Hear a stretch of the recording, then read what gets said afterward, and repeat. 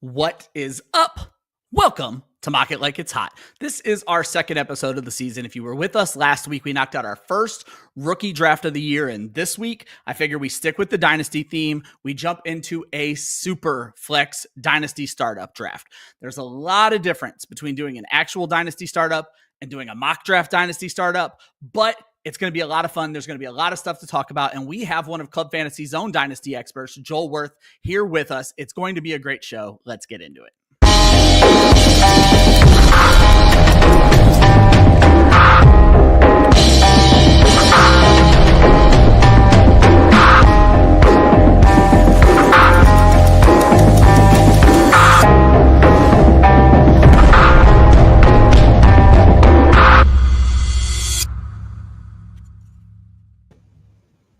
Welcome to No Pun Intended, presented by Club. Not No Pun Intended. What am I doing? I hosted that show this week. Welcome to Mock It Like It's Hot, Club Fantasy's weekly mock draft show. This is what happens when I host two shows in a week. I am your host, Ryan Weisse. With me, as always, Austin Amandolia. Austin, how are you this evening? I'm doing great. You know, you said to me apparently fantasy baseball isn't that hard, but I guess hosting podcast is that hard. It is that hard, and I will forever say that hosting is that hard. The one thing I give Joe Solo a hard time about a lot of things, certainly his dynasty lack of awareness, but Joe Solo is a hell of a podcast host, far better than me at it, especially with intros. I always do terrible with intros. And what's funny is I have to practice these things. I was practicing all day saying Mock It Like It's Hot and saying don't say no pun intended. And then I immediately fucking say no pun intended. Before we get to our guest, for the second week in a row, Vince Mapstone is upset that the Pacers and Rays are on. And Vince, I'm going to tell you the same thing again this week. Fake dynasty drafts are more important than the Pacers and the Rays. Get it together, man. Though I think NBA playoffs are about to start here shortly. So our guest this week, you probably last saw him doing dynasty shows on Club Fantasy. I certainly have him on this show once or multiple times per year. Joel Wirth, welcome to Mock It Like It's Hot. Thanks. It's good to be back. It's good to have Mock It Like It's Hot back on the air. Life comes at you fast, right? It's already that time. It's 2 weeks away from the draft. So yeah, we're plowing forward, getting back into the groove. Baseball draft season is over, and it's time to get back into Dynasty. Yeah. April always just kind of smacks me in the face with how quickly everything comes back, because I'm the one who does all of the Twitter threads for these rookies that Club Fantasy puts together. So I'm organizing these Twitter threads, putting them out on Twitter, and getting this show going after doing nothing for multiple months on end. So you're right. It very much comes at you fast. And I love all the chat going on right now. Our friend from down under, Vince, says, "Good day, Joel." He also just says, "Hey, what's happening, Ryan and Austin?" We get the boring white guy greeting. Joel gets, "Good day, mate." Before we get started on the show, there are a couple of housekeeping things I want to get out of the way. First and foremost, did you know we have a Discord? It is relatively new. On top of being the first people who get the invite to do this draft with us every single week, we have channels set up for every sport imaginable, including fantasy baseball, to which I am likely to be considered an expert next year because I am great at fantasy baseball. Right, Austin? Who knew? 162 games, Ryan. You know what? For the first 14 days of the season, I am great at fantasy baseball, and I am loving it. This is crowning yourself champion after 2 weeks. This is what I'm doing right now. So. Just wait till you hit that. You're going to have a bunch of opportunities because what's the season, 180 days? So yeah. Just wait till you hit that innings pitched limit, and you can't just keep throwing pitchers in there anymore. You have no idea my strategies at this point, my friend. I have this thing planned out to the farthest degree, Austin. You have unleashed a monster. I'm changing this show to fantasy baseball next year, and nobody can stop me. Not even Josh. On top of that Discord, which there is a link in the description of this video, if you guys are looking to join, get in there. Austin runs a very great Discord over there with us. He is very active in chatting with you guys. I wish I was better. I'm not. I suck at Discord, but I will plug it and I will get on there and show you guys some of the teams I've built and all that kind of fun stuff. But if you are also looking to get better at Dynasty, make sure you check out our partnership with Dynasty Nerds. You can use promo code Club Fantasy to get 15% off any of their subscriptions. They have so many excellent tools. You can do mock drafts through them, but they also have trade tools. And we're going to talk a little bit about stuff like that later on tonight. They have the Dynasty Film Room, or the Nerd Film Room, where we just had a guest this past Wednesday, Jagger May, who told us he uses the Nerd Film Room to watch the film on all of these guys. If the people who I'm getting fantasy advice from are using Dynasty Nerds, you should probably using Dynasty Nerds as well. And once again, you can use promo code Club Fantasy to get 15% off of that subscription. And now you should probably get the draft up on the screen and get this thing started, because this show always runs over, and 9 times out of 10, that's my fault. I will go ahead and click the start draft button. Joel is our first pick, so I don't think we're going to have to worry about an auto draft while I explain to you guys the draft settings. This is going to be a 30-second clock because I want this draft to finish during the show. This is a Superflex Dynasty Startup, and so I only went with 10 teams just to keep it very simple, and usually 10 teams feels okay when you're dealing with Superflex. I do like to always mention our drafters when this whole thing gets started. So picking from the 1 spot is Joel, who's about to time out on his very first pick. Chris Molina from the 2nd spot, Vince Mapstone from the 3, Duarte from the 4, Astro Dabber from the 5. Austin took the 6 this week. Say-Watt again on the 7, Bro Cal on the 8, Dominic M.A. at the 9, and our buddy Shia LaBeouf, who we haven't seen in a while, he was able to sneak in here as well, gets the 10 spot. Lots of familiar names. I think half of this league was actually in the Club Fantasy Listener League last year. So a lot of very cool stuff going on there. I have it pretty well set up. It's only a 15-round draft. In a real startup, you're going to do way more than 15 rounds. 2 starting running backs, 3 starting wide receivers, 2 flex spots, but of course, there's also that super flex. So you're going to see a lot of quarterbacks going early. We're going to talk more about that later. But guys, let's actually get started talking about a quarterback. And I want to get started talking about this new Derek Carr news that just recently came out. He was dealing with an injury, I think, on his non-throwing hand last year that cost him his season, Joel. Now it's looking like a shoulder injury, which I'm guessing is his throwing shoulder. And they're talking about it already possibly costing him his 2025. I don't think there's a lot of inherent fantasy value in Derek Carr, but there may be with the Saints, specifically with Chris Olave. Plus, they have a relatively high pick this season. What are your thoughts on this Derek Carr news and what it might mean for the Saints and what it might mean for the NFL draft? My initial reaction was F this, because I just traded a 211 in a league where I needed a 3rd quarterback for Derek Carr. So I'm a little pissed about that.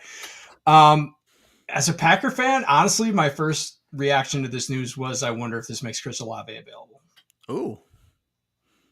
I wonder if they're just going to tank this season and just and just tear it down. Know that they're going to be a top 10 pick in the draft next year, probably in a much better quarterback draft, and get off the risk that is Chris Olave. Yeah, I'll be honest. That was one of the first things I saw as well, Austin, was that this immediately puts the Saints in likely a tank mode. And the other team that was mentioned in that same tank mode was the Cleveland Browns, because obviously they're a mess at quarterback and maybe running Joe Flacco out after today's news. But focusing still on the Saints with Derek Carr, do you think that's the route they go? Are you possibly trying to buy a cheap Chris Olave in case he ends up on another team? I think it's tough because I have the share. I'm the one with the shares of Chris Olave. So I'm like, I don't get to think about what it would be like to try buying Chris Olave right now. I mean, the talent was definitely always there. It's just really the injury risk at this point. He's had multiple concussions over the past couple of seasons, and you start to worry about those continuing to compound. So it's definitely a risky play, but if you're able to get him cheaply enough, like a 2nd or 3rd round pick, like I'm kind of fine with buying and stashing a Chris Olave, especially if he ends up on a better team. He didn't really have a good quarterback situation last year or the year before anyways. And so, but getting him on a better team is appealing to me. Even if it is just a little bit of copium, trying to hope for something better for him, but it doesn't tear like the Derek Carr news. Never heard that before in my life. I love it. Sorry, go ahead. The trolls okay, come at me with that before. So, but the Derek Carr news doesn't really change my outlook of the Saints overall. Like, I kind of was down on Chris Olave coming into the season anyways, because I just don't feel like the offense had enough going for it that it could have sustained like a true number 1 receiver like Chris Olave has the potential to be. So if this does mean that Olave goes somewhere else, I'm definitely looking to either hold and see where he lands or try and get him cheaply. Vince Mapstone brings up Joel Spencer Rattler to the moon. Would you be looking to buy who's the other guy the Saints have? Hayner, right? Would you be looking to buy either of these young Saints quarterbacks before the NFL draft at a low price, or are you just staying away from that situation completely? I'm certainly talking Superflex here. I have eyes that work, and I watched Spencer Rattler play last year, and he just confirmed my priors that he wasn't good going into the draft. So, no, I'm not interested in Spencer Rattler whatsoever. Austin, anything to add to that? No, I mean, whenever I'm talking more about Jake Haener because I don't feel like I have anything to add on Rattler. Haener was like interesting to me when he came out as like a backup. Like I feel like he had really good pocket presence and a pretty good arm. He just is kind of a smaller sized quarterback, and he just doesn't have the elite upside that I think he is really a viable starter. So like Haener, I feel fine having stashed in a super flex league for like if injuries stuff happens and he ends up starting, but like I'm not going and buying either of these guys. It's like if something falls in my lap, maybe then I have a Jake Haener or a Spencer Rattler, but I'm not making a concerted effort to go out and get either one. Nah, I think that makes a ton of sense. I kind of figured that's where this segment was going to go because, like, how interested can you be in the Saints, really? It wasn't a great team last year. Apparently, we just lost Austin. It wasn't a great team last year. It's not looking like it's going to be a great team this year. And that's without even getting into, Joel, Olave has his own very terrible injury history right now, too, with those concussions. This guy's career could be over a day from now. And are we really looking to buy into any situation? So, yeah, I mean, it makes you nervous, but I as a Packer fan, I'll say Devontae Adams struggled with concussions his first couple of years too. So this happens. These guys can get over it. It wasn't as, kind of rat-a-tat-tat right in a row like Olave had, which is really concerning. Kind of same thing with Romeo Doubs as well, but they can get over it. So yeah, you don't want to fade him too much. No. I think that's a good time to move on from the Saints. I wasn't going to spend a ton of time on that anyway. The way I really wanted to start the show, and if you guys have never tuned into an episode of Mock It Like It's Hot before, we are going to talk about this draft, but for the most part, it goes on in the background. It is eye candy for you guys to look at something while we are talking. Later on in the show, I will start pulling my topics from interesting draft picks, and at the end of the show, I'm going to let these guys talk about their entire draft. I am also adding a category where we may actually talk about some of your teams. My co-host doesn't even know about this yet. I made it up after the last time we did a show, so I think it's going to be a pretty interesting little segment. We'll see if it actually plays out or if it doesn't. But we're not going to talk about every team. We're certainly not going to talk about every player picked. The mock draft, like I said, is just kind of the eye candy that goes on in the background. And one of the disclaimers I always do when we do these shows is that this doesn't give you the true feel of a dynasty startup because there are no trades. And I think until you have been in your first dynasty startup, you don't realize how big an aspect of that thing trades could be. And you'll have people who won't make any trades and think that I'm absolutely talking out of my ass here. But I think one of the most fun things during a startup is the fact that nobody has a great idea on what the value of rookie picks are or how bad they want the next guy. And you just start to see some really wild trades happen. So I want to just kind of get started with that, Joel. And I don't really have a lead in question, but I guess I would just start with, are you an active trader during startups? How do you approach it? Are you always looking in a Superflex startup to try to get that second quarterback? How do you approach trades during the startup draft?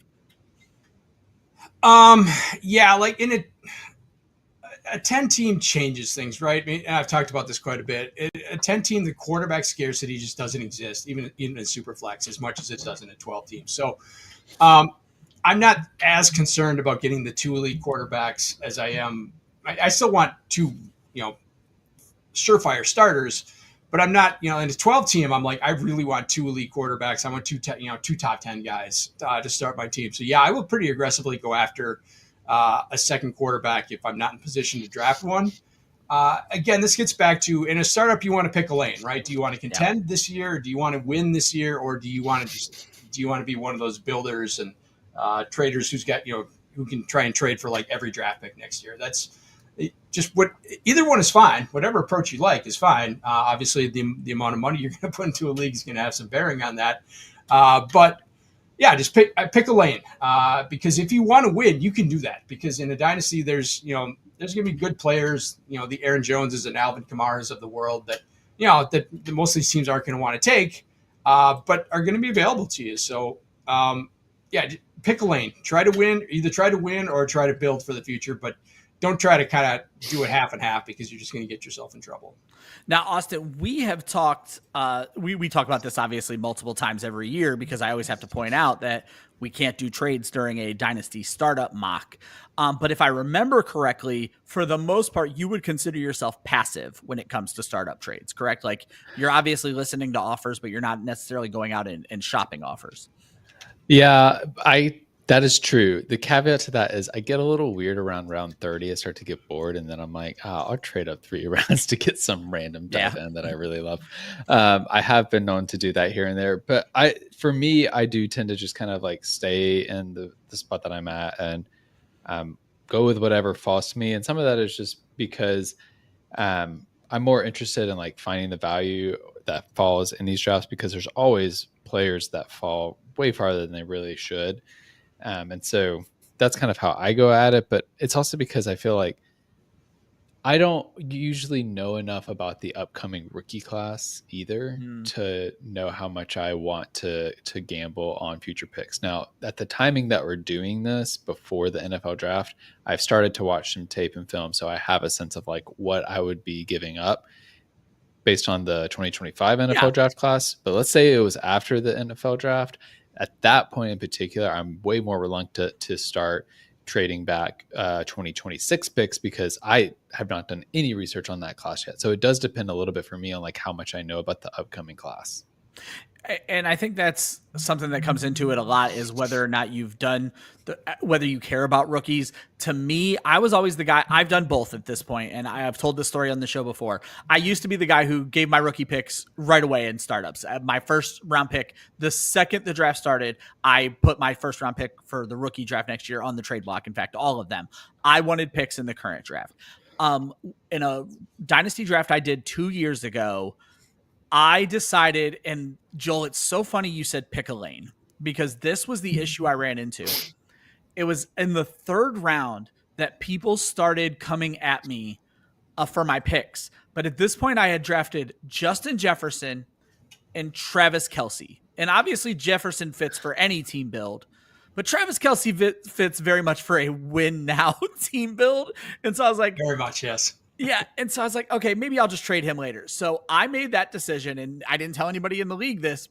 Every single trade someone offered me that involved me getting another rookie pick, I hit accept. As long as it felt like it was a fair trade, I said, I've never done this before.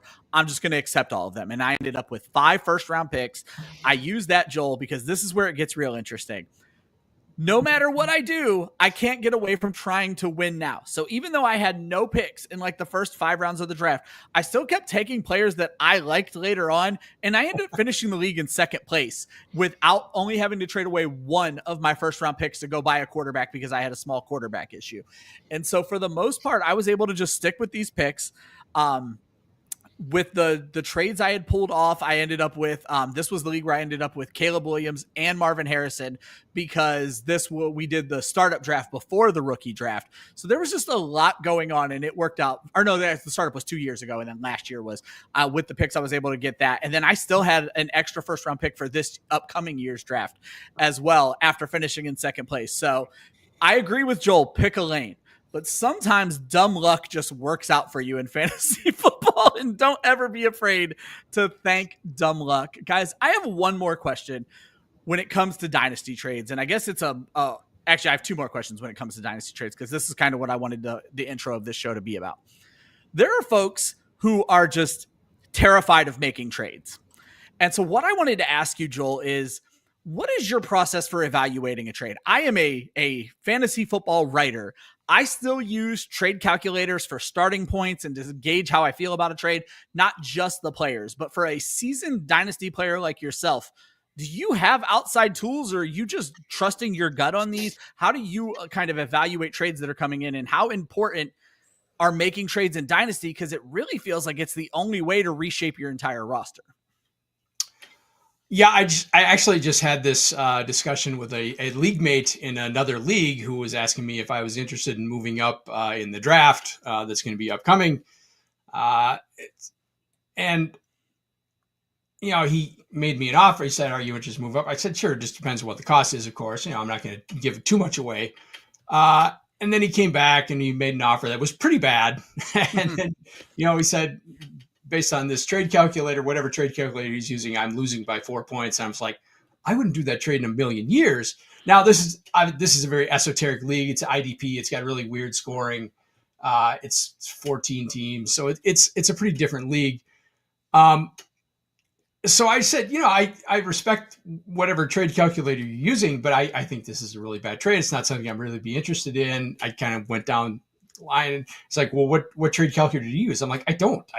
I try to evaluate trades based on, the individual, the settings of the league, the scoring of the league, and, my experience playing Dynasty. And I said, because I think he was trying to give me the 106 for the 113 and 14. I said, in an IDP league where you're starting 20 players, that 113 and 114 are valuable picks. They may not be, super interesting in a standard 12 team league, but in this league, those are starters, and you got half starters in a 20 player in start 20. So yeah, it's like, yeah, you can plug that into a trade. And that's where my major problem with trade calculators is they're just not league specific in most cases. They just can't, can't take in the league economy, how much your league mates want to trade.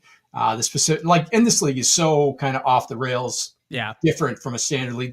There's no way to process, you use a trade calculator in a specific to that league. So yeah, I just, to me, I'm going to evaluate it based on my understanding of the league and the rules and the settings and the how the players fit in, how are valued in that specific league. And Austin, I'm just going to slide it right over to you because you are not as ingrained in Dynasty as Joel. Do you use? I do want to throw Vince Mapstone, our fourth co-host. He says they're silly because they don't give enough credit to Sincere McCormick. A big Sincere McCormick fan there. But Austin, do you have tools that you use when sending a trade offer out or evaluating a trade offer, or because you do know these players, is it still more of a gut feeling for you as well? The biggest tool I use is actually Discord. Shout out to Club Fantasy. But what I will say is, for me, I actually don't trade a lot. I'm a pretty patient player when it comes to trades. And I feel like the main reason for that is it feels like too many people out there are always just trying to win a trade. And I'm like, if your goal is to win the trade, you are not going to get people to buy on your offers. They're going to just say no, because they don't, like, nobody wants to be the dumb person that like traded away Christian McCaffrey for peanuts, right? Like nobody wants to be that person. So if your goal is to win a trade, like you're starting off on the wrong foot. My goal, if I'm trying to put together an offer, is like, okay, I want this player. What do I think it's going to take to get this player? Or let me get a feeler out. Let me see, is this what it's going to take to get the player? And if I get a rejection, then I'll decide, you know what? I don't want to do more than that. And I'll leave it at that and move on with my life. Or if I'm like, I really want this player, I'll start up in the offer and try and start a conversation. But I have too many people that just like send me offers over and over again to like get one specific thing, and it's like the same offer, and I'm like, I have ignored or declined this 12 times. I'm clearly not interested in trading off of this pick or this player. So I think for me, like, the reason I end up coming to Discord most of the time is because I reject so many trades that I start to get a little bit self-conscious, and I'm like, am I just like missing something about these players? And so at some point I do just like look to my trusted community within the fantasy space and say, like, can I get a gut check here? And that usually helps me feel like, okay, cool, I am not silly for just continuing to this trade. And that's funny because like that just happened in our mock draft trade group on Sleeper, and Joel, you chimed in to help the guy out. And so it's good that you can get expert opinions of people you trust. The problem is, and I'm not trying to sound snooty here, I'm in a league with these people and they're usually the ones I'm trying to do the trade with. So I can't really float it by them and be like, hey, is this a good trade? Because they're going to say, yeah, it is. Which brings me to the last point I wanted to make. And that is, I wanted to ask you guys, how do you handle absolutely awful trade offers? And the reason I ask is a trusted friend of the show who may or may not be in this draft, sent me an offer that he got offered, and I'm going to change the details to protect the non-innocent here. But it was a truly awful offer along the lines of a very good receiver, we'll call him Devonta Smith, for a not very good rookie pick, we'll call it a late round third. And the friend was like, what did I do to get such a shit offer? Like, did I make this person mad? And I told him, I have grown as a fantasy manager in this exact situation. When I would get offers like that, I would get really pissed when I first started playing fantasy. Like, do you think I'm a fucking idiot? Like, what is going on here? Then I was the troll back who would send an equally egregious offer back and like, this is what it felt like getting your offer. Now I don't have time for this shit. So I just delete the offer and move on. So Joel, I guess my question is twofold. What do you do about bad offers? And then should people be more concerned about sending out bad offers, or am I just overreacting? Yeah, I mean, I'll say that's probably the only legitimate use for a trade calculator is just kind of check yourself and say, okay, this is really stupid. This is embarrassing. This is just a bad offer. And I probably shouldn't send it. Because I mean, if you think about it, yeah, obviously Devonta Smith's a valuable player. And like a late third is not a valuable pick. If they're late third, fourth, the odds of those hitting are just so remote. You're talking, like a 15% chance. So it's like, 2 of those a year are probably going to hit, maybe. And it may be someone like Tyrone Tracy who has one good year and then is kind of done. Well, and that's what I was going to throw. So, if you throw out, like, it's just valueless. Yeah. Well, I was going to say, if you look at this draft, Devonta Smith went with the 6-3. The people who are going to be going in that late third, early fourth, those guys aren't going till the 15th, 16th, 18th round in this draft. You know what I mean? Like, it's ludicrous. Yeah, exactly. So, I mean, I have like 4 standardized trade responses. If you send me a fair offer that makes sense for my team, I will just straight up accept. I'm not going to counter and ask for a third or any bullshit like that. I'm just going to accept it. You send me a fair offer that makes sense for my team, I'm just going to take it. Okay. If you send me an offer that's close but doesn't really necessarily work for my team, or I don't necessarily like the player you're trying to send me, I'll look into it and I'll maybe try and counter. You send me something that's bad, I'm just going to say thanks, but I'll pass. If you send me something like that, I'm just going to reject with it. You're not going to get any response from me at all. So there you go. So and no, I'm with you. I used to be the guy who tried to, I'll try and screw this guy back, but it doesn't work. It's not worth my time. Yeah. Austin, same question. And I think it's a little bit more interesting coming from you, who's kind of trade hesitant to begin with. When you get those absolute bad offers, you're a pretty civil guy, Austin. Do you ask them, what are you trying to accomplish here? Or do you just ignore it and move on? I ignore it. I have too much in my life already. I work 45-hour work weeks and then like 10 leagues on top of it. I think I have like 4 dynasty leagues right now. So like, if you send me a offer and I look at it and on its face, I'm like, this doesn't make sense. I'm going to just ignore it, especially if you do it a lot. Like, there's the thing is like, there are people in my leagues that I'm like, I know they will just send me stuff over and over again. And so they have like trained me to immediately repeat ignore offenders. Yeah. But I love what Vince says in the chat, that like it helps like you being able to trust your judgment. And there's some like trial and error that goes into it. Yeah. I think the thing for me, like that I always appreciate, and I don't know, one time I heard somebody make fun of somebody for this. So I guess I'm like the old person here now all of a sudden, but start a conversation with me. That's like what I want in a trade partner. Like, if you're interested in one of my players, tell me what you're trying to get, and I will tell you which players are on the table for what you're looking for. Yeah. But if you come at me and are in like, you want a quarterback and you're just like, oh, let's see if you'll get rid of Justin Herbert. I'm not getting rid of Justin Herbert. Yeah. It's not happening. Like, just ask me and then we'll have a conversation going. It's a really good point too, because like, I put in a league that I'm likely getting ready to head into a tank for a couple of seasons. I put Dak Prescott on the trade block, and someone immediately DM'd me and said, hey, what's Dak Prescott going to cost me? And I'm like, well, I'm going to be honest with you. This is what I think he's worth. I know what you have. The guy has the 101. I knew he wasn't giving the 101. So I was like, let's work with this. And so I sent him the first offer, and we're still in the process of negotiating. But I do like that. Like, have a conversation. Again, I don't know if it was a troll offer. The person has not let me know if there's been any further development in that. If there's a development, we'll talk about it later in the season. But that's kind of where I wanted to go with the trade conversation. I appreciate you guys chiming in on that. I did not think that this was going to take half the show, but that's how it goes sometimes. Like I told you guys, the draft is in the background. We are going to recap the early rounds here. I will eventually scroll the screen, but I'm going to leave the early picks up because most of the conversation on tonight's show is going to be about the early picks.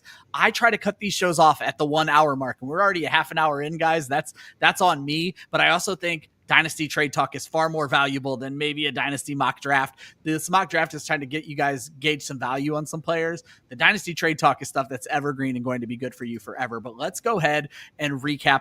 I usually go the first 3 rounds. So I'm going to run down the first 3 rounds. We had a lot of quarterbacks, unsurprisingly, in a Superflex. Lamar Jackson, Josh Allen, Brock Bowers. We're going to talk about that. Jaden Daniels, Joe Burrow, Jamar Chase, Jalen Hurts, Justin Jefferson, Puka Nacua, and that has been an auto pick this entire draft. Dominic's team has been an auto draft. Puka Nacua, Patrick Mahomes, and then it still flips. So Shai has the next pick. He pairs Patrick Mahomes with Bijan Robinson. Ashton Genty goes off on the auto pick. That breaks my heart because I wanted to know how a real person would have treated him. CeeDee Lamb, Jahmyr Gibbs, Justin Herbert, Amon-Ra St. Brown, Malik Neighbors, Saquon Barkley, Brian Thomas, and then Joel, who had the first pick, grabs Caleb Williams and backs that up with Nico Collins to round out the third round, or start off the third round rather. Trey McBride, Bo Nix, Breece Hall, Drake May, CJ Stroud, Marvin Harrison, Jordan Love, Devon Achane, and Drake London. And I wasn't sure where I wanted to start this conversation, but I'm actually going to start us off with what Josh said. And that is last year, CJ Stroud was going off the board as the 3rd overall picks in Dynasty Startups. And now we have this guy going in the middle of the 3rd round. And I guess this is just going to be a CJ Stroud segment. I'm going to leave our faces covered up for a minute here, Joel. What is the hope in is CJ Stroud done? Like, I know that's a ridiculous question.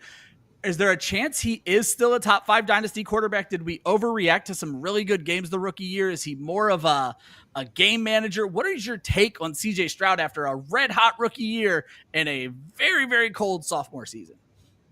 CJ Stroud is the same player as Joe Burrow, as Justin Herbert, as Jordan Love, et cetera, et cetera, et cetera. They are very good quarterbacks whose fantasy value doesn't really include any running component. So their value in any given year is going to be dependent on how many passing touchdowns they have. That's just their passing yardage is going to be fairly similar year to year. If you spike, a 35, 40 touchdown season like Dak Prescott did 2 years ago, like Baker Mayfield did last year, you're a top 5 guy.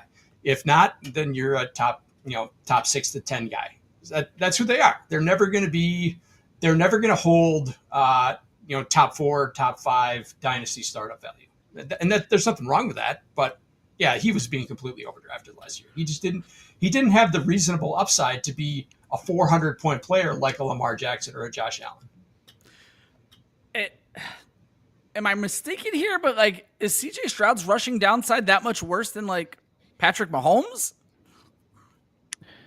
I mean, that's a great comparison. I will say Patrick Mahomes is much more deadly with his rushing abilities than CJ Stroud, but I do feel like they're fairly comparable. And honestly, the league in general has kind of moved away from passing in the past couple of years in terms of these ridiculous 4,000 yard seasons consistently. It's been more of a rushing league, particularly last year. So it does the difference between where Mahomes is going, where CJ Stroud going, I think is maybe a little too far, but the name recognition is probably playing a big role in that. And that's where I was going to go with this, Joel. You're the first person in this draft to take 2 quarterbacks. So clearly you put the value in quarterback in Superflex.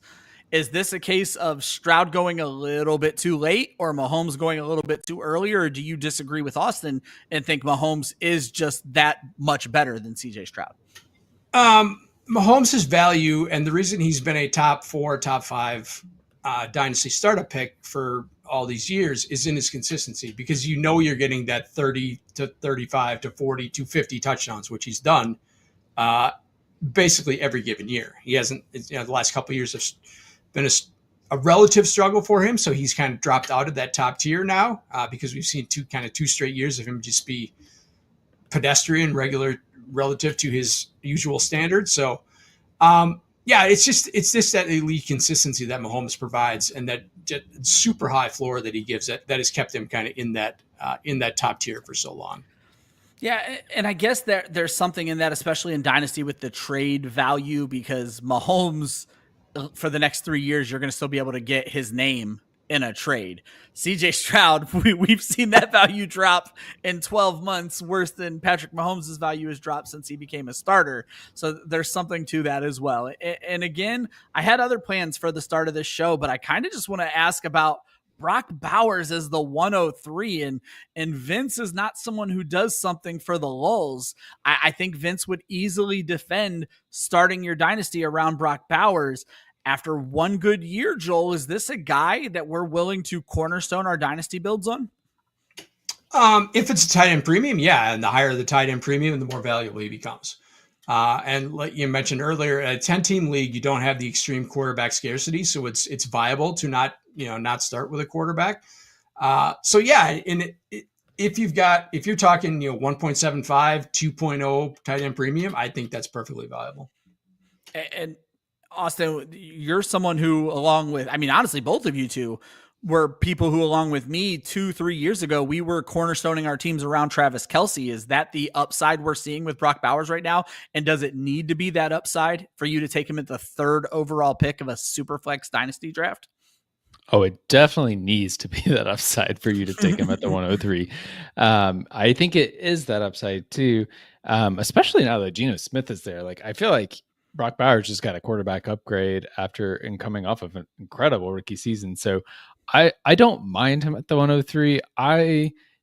Because there's now so much value at the tight end position in general, I am unlikely to take a tight end in the first round. Like Trey McBride going in the 3rd round, Sam Laporta going in the 4th round, and then another tight end not coming off the board until TJ Hawkinson in the 7th round. Like, I am good waiting on tight ends at this point because there are some really great players that have high upside, like George Kittle, who I took in the 9th round. Like, I would just happily take that, especially because by taking Bowers in the 1st round, you are missing out on some elite quarterbacks and some elite receivers. Like, I would rather probably have Jaden Daniels on my team with that rushing upside than Brock Bowers and have Xavier Worthy be my wide receiver 1 and Bo Nix be my quarterback 1.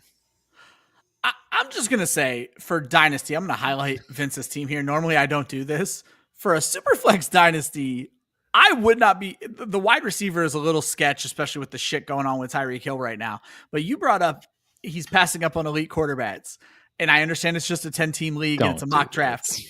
But Bo Nix, Baker Mayfield, Bryce Young, and Shadur Sanders, if that's my quarterback room coming out of this draft, I'm happy. Austin, you don't sound like you would be. I would be fucking ecstatic. But these are guys that I'm known to love. I'm a big Bo Nix guy, huge Baker Mayfield guy, and I might be the last guy other than my buddy Gator J still riding the Bryce Young train.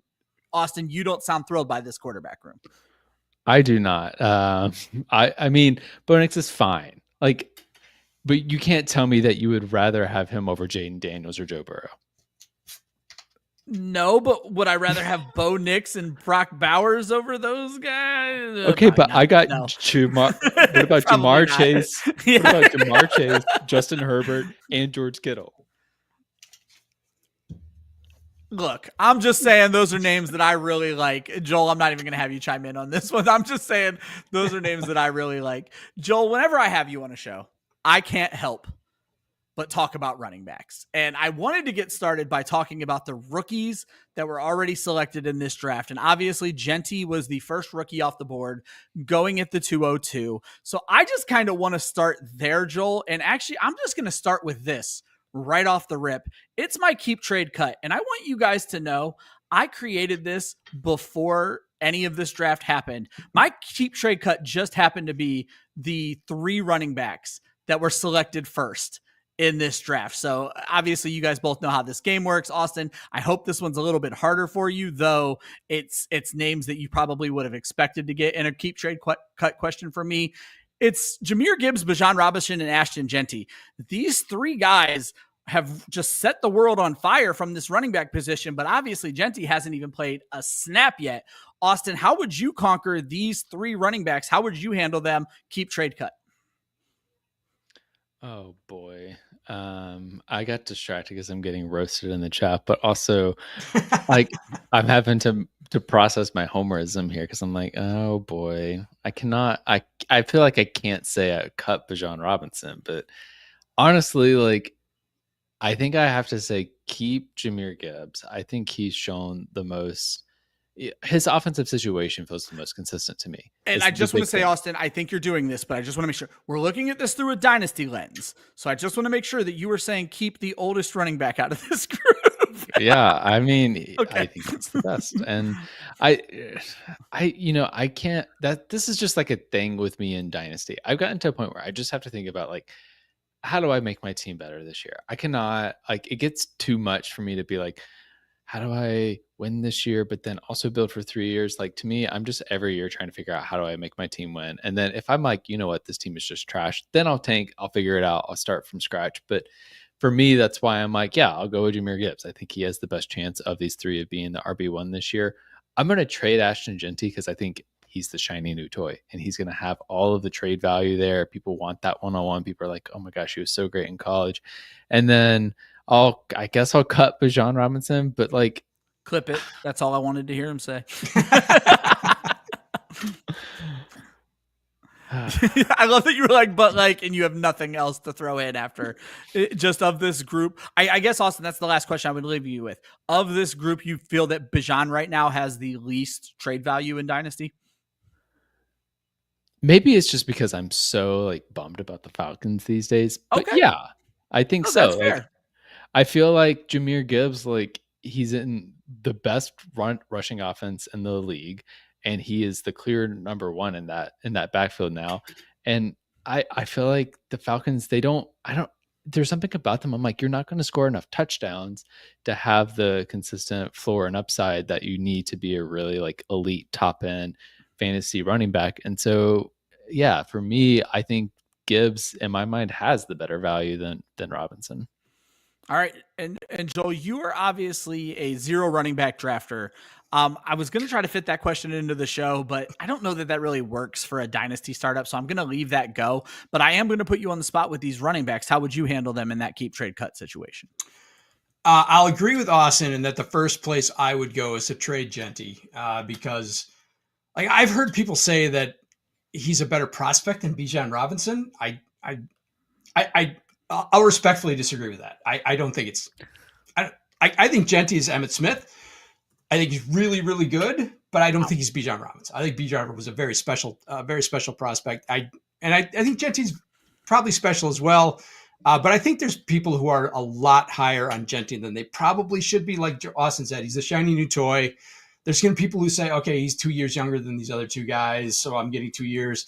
Which I think is just a terrible thought process because we should be playing in 3-year windows, and that those 2 years shouldn't matter. We saw Bijan's, as good a prospect as Bijan was, his first season kind of got tanked by his landing spot and the coaching staff he's with. So, and the quarterback he was with, to be honest. So, that's a significant risk for Genty wherever he ends up. So I'm going to trade him. Like Bijan and Gibbs are 6 of one, half a dozen of the other. They're both. I'll keep Bijan. I think this Atlanta. I'm gonna disagree with Austin a little bit. I think this Atlanta offense is gonna be spectacular because their defense is gonna be so goddamn bad that they're gonna. I just think of that last game, like last year against Carolina, where it was like 37-34 and over whatever it was in overtime. I think that's every game for the Falcons this year. I do want to throw up just a fantasy bonanza. I was going to throw Equinox up when you were ready to talk up the Falcons, but I don't think he was expecting you to be like, their defense was so bad, their offense is going to be great. So I think the Falcons are just going to be absolute fantasy gold this year. I love Penix. I love Drake London. I love Bijan. I love them all. I think they're going to score a ton of points, and they're going to have to because their defense is. They have the worst front 7 in the league defensively. We'll see what happens in the draft, but I think their defense is going to be just terrible, and their offense is going to be. They're just going to have to score a ton. They're going to be in shootout mode every game. I just cannot do this again with the Falcons. It has been this for the past 3 years. Oh, they're going to be so great for fantasy. They have Drake London, Bijan Robinson, and Kyle Pitts, and they have a quarterback that can get them the ball. No, every year it's been this. And I'm like, Kirk Cousins couldn't do it. Michael Penix, yeah, he was good towards the end of the year, but they didn't have the pass volume to really get there. Like, I can't, I've lost all of the like motivation to be like, yep, Falcons, they can at least be good in fantasy this year. I'm going to scroll the screen here in a little bit and show you guys the second half of the draft. But how I wanted to end kind of this top half of the draft is I did want to take a look at all of the rookies, and Austin and Joel, kind of get your opinion if you're a little surprised about how they're going, because I think it's a little interesting. So Genty went in the second round. Tet McMillan goes at 410. Omarion Hampton is the next player to go, and that's at 5'7".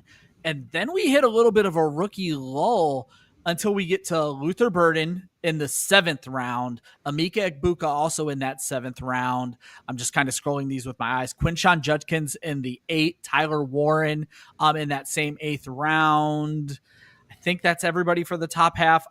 Caleb Johnson in the 10th round.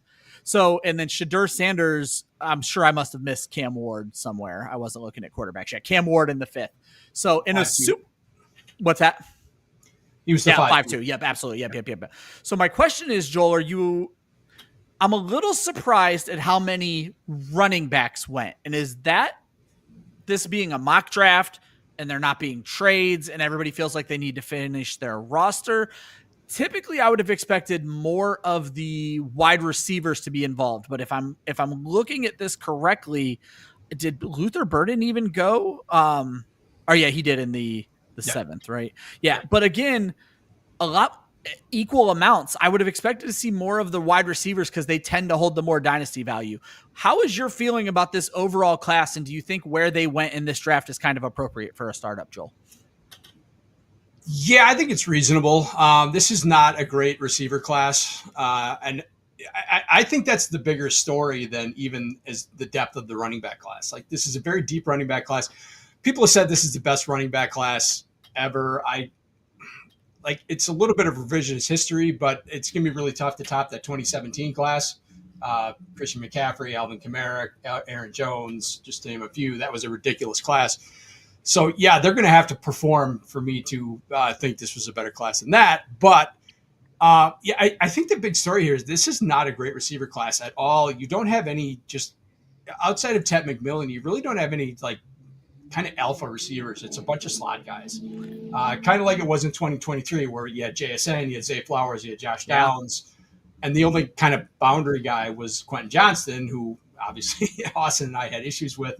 And it turns out you were right. Yeah. Tet, I think Tet is a really good prospect. I think he's basically Mike Evans if Mike Evans was 22 years old and on a rookie contract. So I think he's going to be really good. But I think that kind of points out kind of the value of the 102. Like, the 102 is it Cam Ward? Is it Tet McMillan? It's going to depend on your league and, who's got the 102 and whether they need a quarterback or not. But, typically your 102 is going to fetch you a pretty good haul. Here, the 102, the second rookie is going basically where T. Higgins, Bucky Irving, Sam Laporta are. You're just not going to get the huge haul with the 102 that you would in a typical year. And Austin, I'm going to have you just continue along that same topic, but I'm going to kind of repose the question. Are we more surprised at how bad the rookie quarterbacks kind of fell in this? I feel like the first quarterback of the draft usually ends up in the first 3 rounds of these mock startups that we do. And Cam Ward falls all the way to 5'2".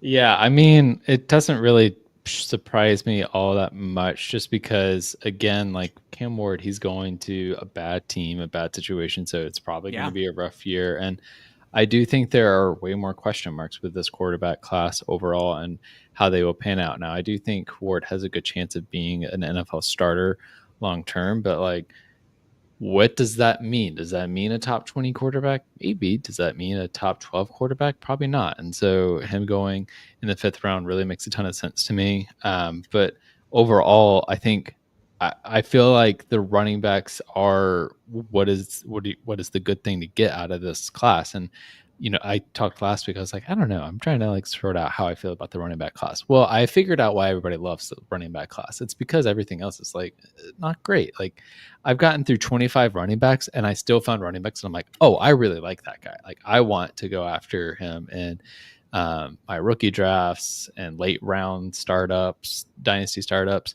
I'm through 10 running wide receivers, and I'm like, does it get better?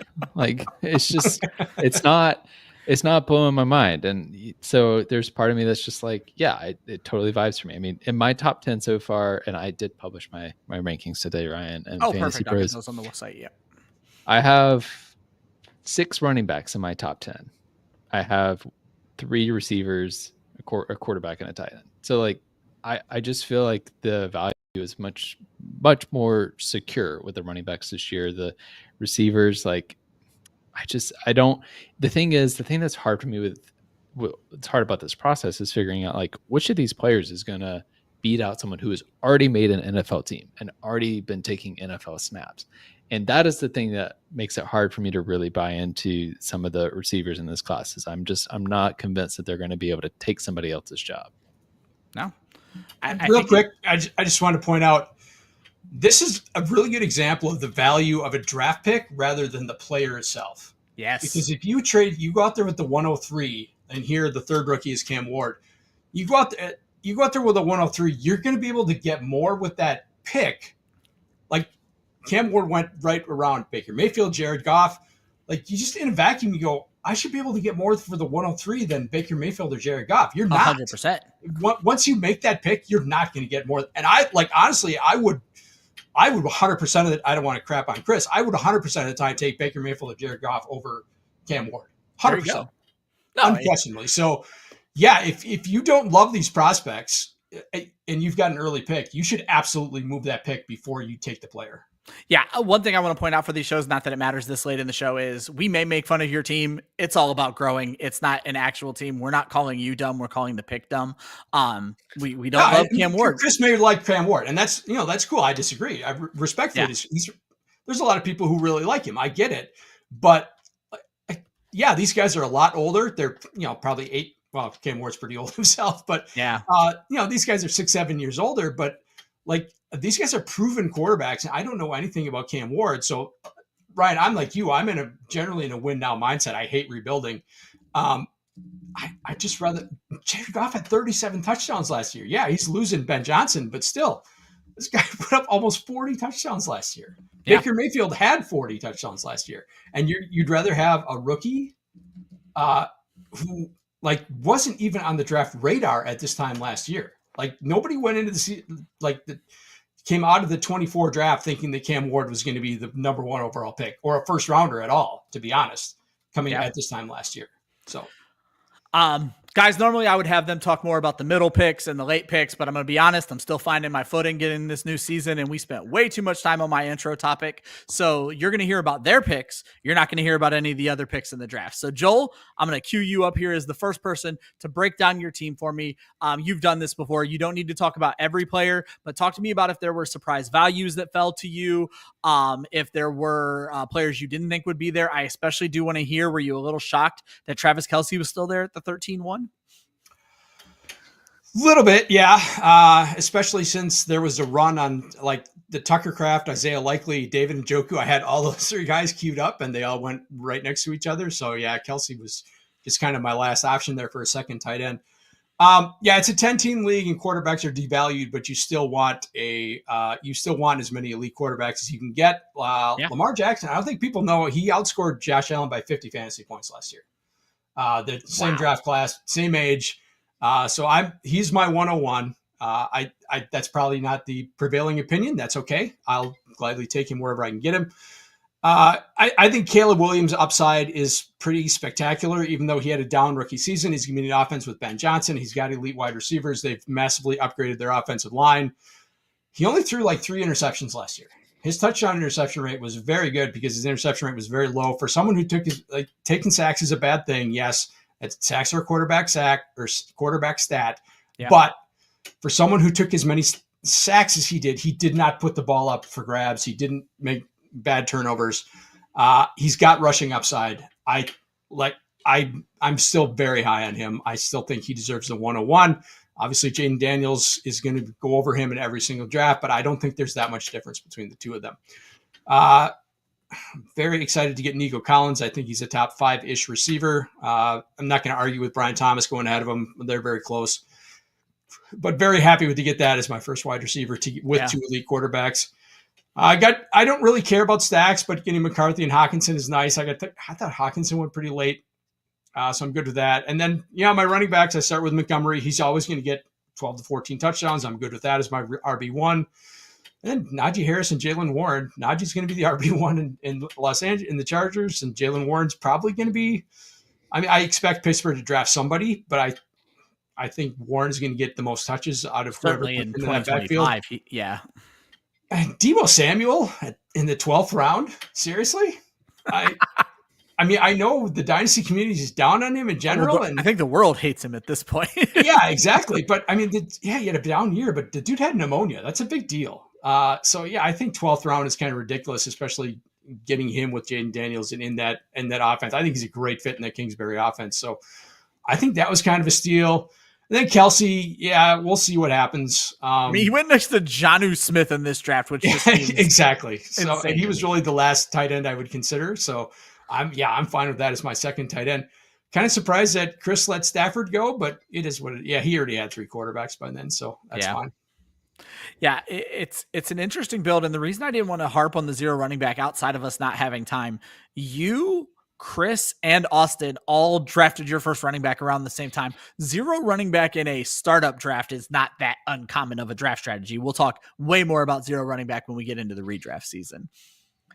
Yeah, and it's not that, like I said, there's so many people who just don't want the Aaron Joneses and Alvin Kamara's and David Montgomery's and Najee Harris's of the world, that you can pick those guys up late, and you can build a running back room that can complement the rest of your lineup. Yep. Austin, you know the deal, my friend.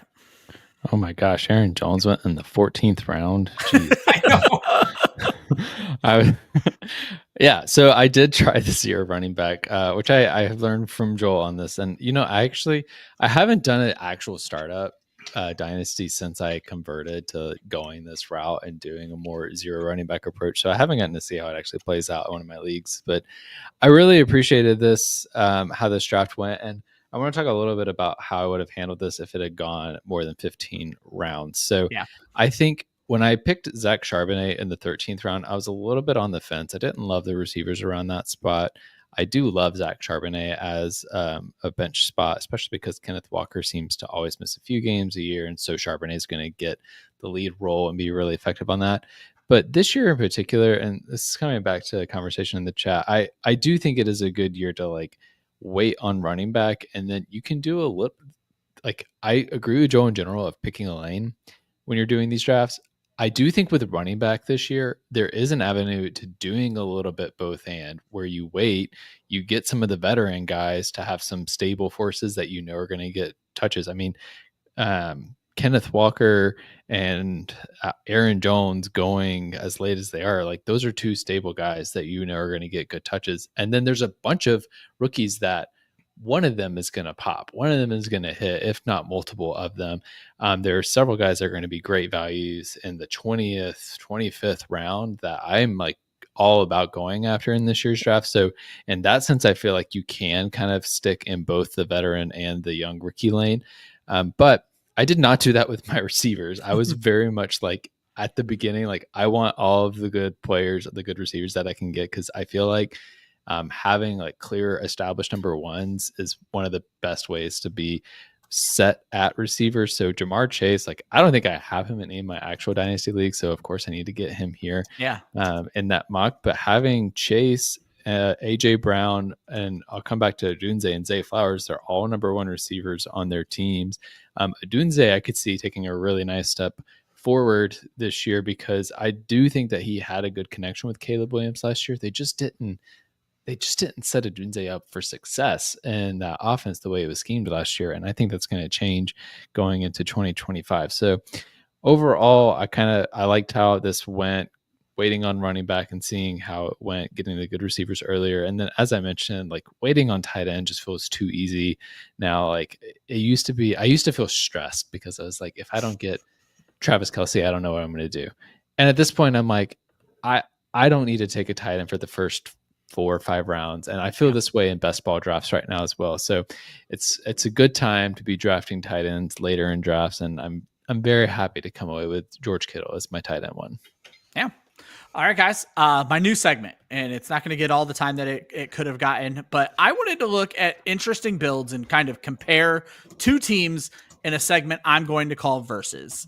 And because this is a Superflex draft, what I wanted to look at was the first team to fill their quarterback room versus the last team to fill their quarterback room. And I want you guys to kind of tell me which team you like better. Joel, you were the first team to fill your quarterback room. So I'm just going to show you guys the last team, and it was the auto draft team. And so, Joel, what I would ask you is, seeing what the auto draft team ended up with at the end of this draft, they got Puka Nacua, Ashton Genty, Devon Achane, Rashee Rice, James Cook. Their quarterbacks are Trevor Lawrence, Tua Tagovailoa, and they did not even add a third quarterback. Does seeing what the team that did the complete opposite of you in the draft, Joel, did that change anything about how you would have approached this draft? No. I mean, obviously that was an auto draft, but I hate that team. Okay. No, and that's great. And like I said, and eventually this will be a live person and we'll make fun of someone's team. Yeah. This is replacing Oops of the Draft. I thought this would be more interesting, but you do just flat out hate this team, Joel. Yeah, I don't think that's it. Well, I mean, I don't think it's a bad team. It's got a lot of risk, and it's a team that's probably going to end up with a lot of holes at the end of the year. And it's, you're relying on Luther Burden and Tyler Warren as starters. You're relying on Rashee Rice, who's coming off a serious injury and may not be there for 16 games, 17 games. Yeah. There's just way too much risk in that team. It's an auto team. That's what you're going to get. Yeah, it was so close to being you can't build a coherent team. Yeah. I would say it was so close. I was going to have Shia's team and have you guys talk about that since he was involved, but he went Mahomes early, then Penix, and then added Richardson even before the auto draft got their second quarterback. So, Austin, the general theme of this is going to be, when you look at these two teams, which would you rather have? With this being an auto draft team, I think it's pretty clear you're going to pick Joel's team, but maybe I'm wrong here. Yeah, I'm going to pick Joel's team, and I think it's primarily because it is really important to have two solid quarterbacks you can count Joel on. walked out with 4. Yeah, exactly. And maybe the player out of the 9 spot would have gotten another quarterback later on, but at this point, I mean, I think most of the starters are gone, and so then you're hoping on injury for your backup to even be relevant. I feel like it is so hard to get quarterbacks when you don't have them in Superflex leagues, and so getting them in the draft is the best time to fill out your quarterback room and feel really solid about it. Otherwise, I think you end up just scraping the bottom of the barrel and hoping that you get somebody good in a rookie draft. And I don't see it happening. I also, with this particular build, because it's an auto pick, it almost does a little bit of the trying to pick good players while also going on. The missing philosophies there that we talked about. So yeah, you have James Conner and DeAndre Swift at the end, but then you started with Ashton Genty. So it's because it's an auto pick, right? But if an actual person did this, I would have said you needed to pick a lane and really focused on going young, because it seems like you're kind of doing a 3-year build and hoping that these rookies or these young players all hit at the same time. Yeah. And if you guys walk away from this taking one piece of advice, remember what Austin just said. It's actually the piece of dynasty advice I circle back to the most from my kind of fantasy time. And that is, quarterbacks will never be cheaper than they are in your draft. I got that advice from Scott Fish 4 years ago on one of Club Fantasy shows, and it is how I have lived my life. Every 5th round pick I make in a dynasty rookie draft is the quarterbacks that people left over. I'm like, you know what? I'm going to slap them on a taxi squad, see what happens for a year or two. That's just how I do it. Guys, that is the show. Joel, first and foremost, thank you so much. I was debating throwing 0 running back at you, but we talk about it every time you and I do a show together. This time we didn't have to do it, but I also found it interesting. You weren't close to the only one who did it, but you were also the earliest quarterback drafter. But it was an amazingly fun draft, Joel. I don't know if you're working on anything right now, but let people know you're doing. Yeah, we're kind of reorganizing the Dynasty shows, so we'll be getting those back together and getting them back on the air real soon. Obviously, some folks have had some real life, work stuff, the unacceptable stuff kind of have take precedence in their lives, and that sucks. But yeah, we'll work around it. So yeah, we'll be coming back with the Dynasty shows very soon, probably around draft time. So perfect. Make sure you guys keep your eye on the old Club Fantasy YouTube channel. We'll be back. Let's say follow Club Fantasy on YouTube. Obviously, hit that like, subscribe, all those great things. But make sure you're following Joel at the Joel Wirth. Austin, parting words for our friends.